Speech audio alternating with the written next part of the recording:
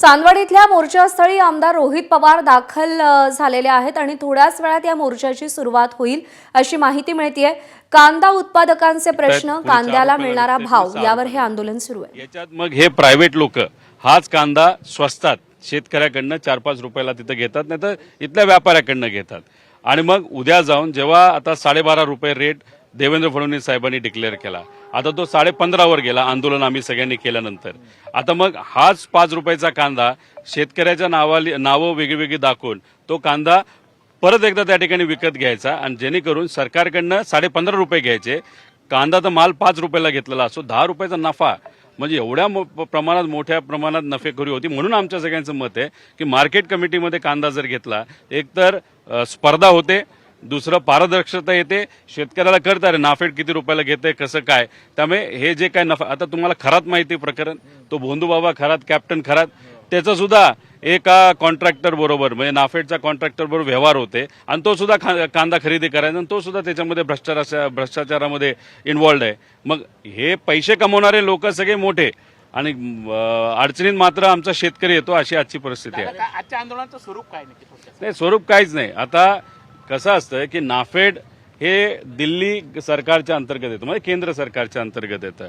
आता हा जो चांदगडला आम्ही त्या ठिकाणी चांदवडला आम्ही आहोत, तर आता हा जो मार्ग आहे तो दिल्लीला जाणार आहे। म्हणजे मुंबई ते दिल्ली आहे, मुंबई झोपली आहे, दिल्ली झोपली आहे। मग आमचं मत आहे की शेतकरी आणि आम्ही सगळेजण मिळून रस्ताच थांबवतो, म्हणजे दिल्लीला जाणारा मार्ग जर थांबवला, कदाचित दिल्ली म्हणजे केंद्र सरकार जागून उठेल आणि मुंबईला सुद्धा कुठेतरी प्रेशर आलं तर मुंबई जागून उठेल। म्हणजे आपलं महाराष्ट्र सरकार, या सरकारला जाग करण्याची खऱ्या अर्थाने वेळ आहे। काही दिवसांपूर्वी 18 तारखेला आम्ही आंदोलन केलं, ते ट्रेलर होतं, हा एक मोठा ट्रेलर असणार आहे। आणि ह्याच्यानंतर सुद्धा जर सरकार हे जागं झालं नाही, मग काहीतरी वेगळं त्या ठिकाणी करावं लागेल। या झोपलेलं सरकार, नाही तर झोपेचं सोंग घेणाऱ्या सरकारला खऱ्या अर्थाने जाग करावं लागेल। नाही तर दुर्दैव असं की आज आपण शेतकऱ्यांच्या डोळ्यामध्ये पाण्याचे अश्रू बघतो, उद्या रक्ताचे अश्रू यायला तिथं वेळ लागणार नाही। कालच एका शेतकऱ्याला आत्महत्या केलेली आहे।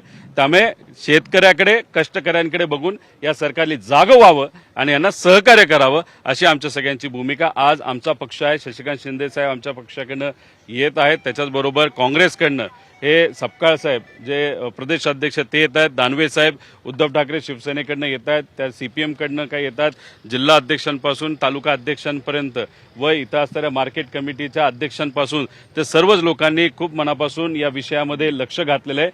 18 तारखेला आंदोलन झालं म्हणून 3.5 रुपये वाढले, पेट्रोल 8 रुपयाले वाढलेले, कांद्याच्या बाबतीत आम्ही प्रेशर टाकल्यानंतर फक्त 3.5 रुपये वाढून दिलेले आहेत। आता आमची मागणी आहे 15.5 रुपयावरनं तुम्ही डायरेक्ट 24 रुपयाला त्या ठिकाणी हा रेट घेऊन गेला पाहिजे।